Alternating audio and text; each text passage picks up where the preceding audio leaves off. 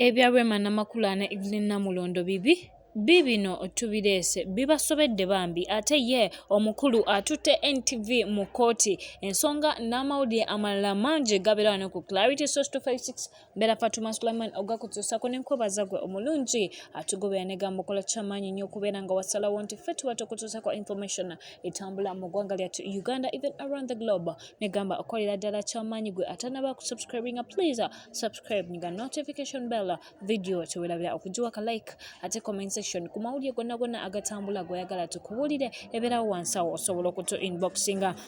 munnange amawulire agatambula agabeera mangi naye I want to wish a happy birthday to everybody that was born today nenkugamba nti kyamaanyi ennyo nnyini ddala okubeera nga onnaawe wateekebwa ku nsi nga tutandikidde ku saidi y'omukyala Rema Namakula munnange jjukira yagenda n'agenda wa ebweru asobola okubeera nga ekintu kya music akitambuza naffe yatuleka mwana akayimba akawandiisa ki omukyala ono she is one of the most popular influential era abamanyi nnyo mu music wa Uganda y'omu ku bayimbi nga w'omulanga ku concert toyinza butajuza naye munnange emitima gyaffe gyamenyeso olw'embeera omukyala nje yayisiddwamu. Omukyala Rema Namakula yagenda ne mukwano gwe Evlyn Namulondo ne ttiimu ye ntinitini munnange okusobola okugenda okubeera nga bayimirizawo ekivulu ekyabadde mu London nga bagenda okuyimba munnange we baatuuka ku airport ettake babayisiza ddala bubi era ekintu kya racism kisyagenda mu maaso kino kyayisiza abantu bangi nnyo era naffe aba Clarity Source 256 tukivumira okubeera nga ate abazungu bakyalowooza nti tukyali mu mbeera eri omuddugavu nga bwe yalabikangako mu bazungu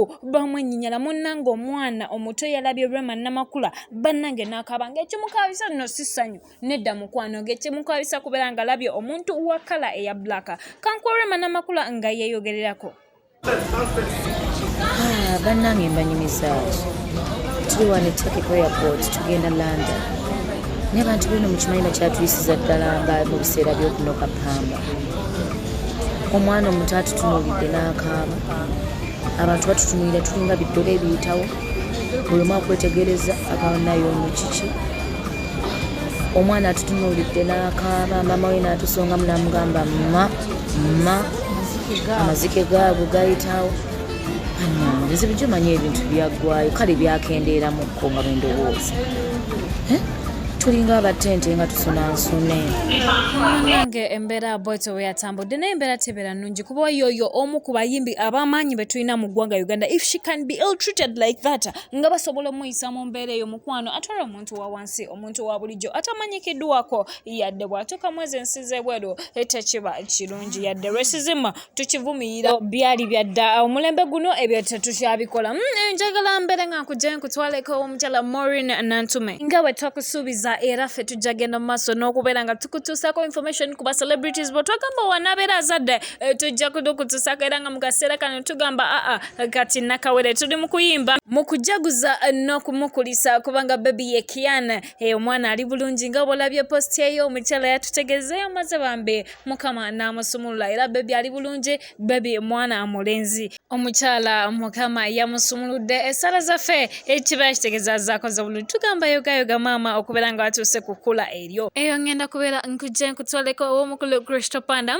amawulire gabadde nga gayitingana nti omukulu oyo agwa mu kizigo naye munnaye ffe tetwagala bintu kusigala eyo mu nkuba omukulu twamutuuseeko n'agamba bannange mu aba Clarity Source kambagambe mukyuse amawulire ew'abantu abalala luli naliwa black kituufu naye ssente bw'ozifuna bannange oyiga okwefaako nze gwe mulaba nafuna ssente yensonga lwaki nnyirira yensonga lwaki ne kakala kakyukamu omukulu yakitegeeza nti bwe kiba kizigo nga bwe mulowooza takwata mu kizigo ye bw'atyo we yategeeza teyo nga nkugjeyo omukulu oyo gulaba mu kifaananyi oyinza obbeera tomumanyi bulungi munnange omukulu oyo Jona Kirabo era nga akola ne NBS omuli Next Radio Next Media Services in brief munnange omukulu oyo we twogera ali mu kooti oyinza okwebuuza ali mu kooti nga ki munnange abantu ba NTV nga bali ku show yabwe emanyikiddwa nga NTV Panorama bakozesa ekifaananyi kye ne bamumistakeninga okubeera Matthew Kirabo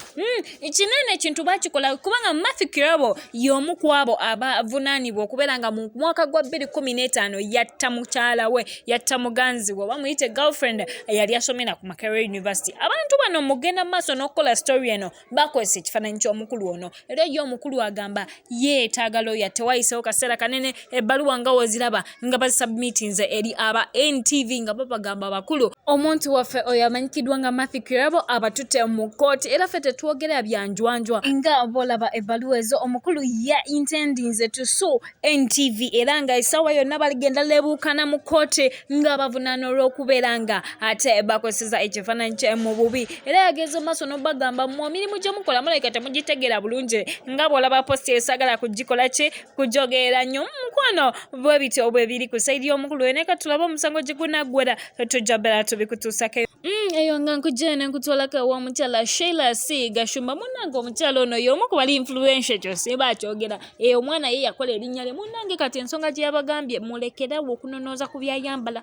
mwefuge mwekomeko mulekerawo ogamba Sheillah yambala kino bannange oyambadde bwoti bannange kola bwoti bwoddamu n'okyogerako mu maaso ga Sheillah obanga oli mu messages obanga oli waayi ogenda getting block takyayagala bintu byamumalako mirembe yabagabye kasitamba sagala kitawo sagala mugandawo sagala kujjawo sirina muntu we yenna gwe njagala siraba nsonga lwaki obeera ompa amateeka ku kyanyambala bannange omukyala Sheillah yabadde n'obusungu obuyitirivu jjukira abantu batandise ovumirira ennyo ennyambala y'abaserebo nga bagamba bye bimu ku bisikiriza n'abantu okubakolako ebikyamu era nga olaba posti eyo omukyala Sheillah yagambye mulekerawo okumbulirira ku ngeri gye nyambala oba sekyo you will get blocked omukyala munyiivu nnyo ebyo ebiri ku sayidi y'omukyala Sheillah naye that's all we have for today. Thank you for keeping it Clarity Source 256 nkwebaza mukwano okubeera nga otugoberedde okuva gye twatandikidde okutuusa wano okola kyamaanyi ennyo nnyini ddala beera bulungi mweraba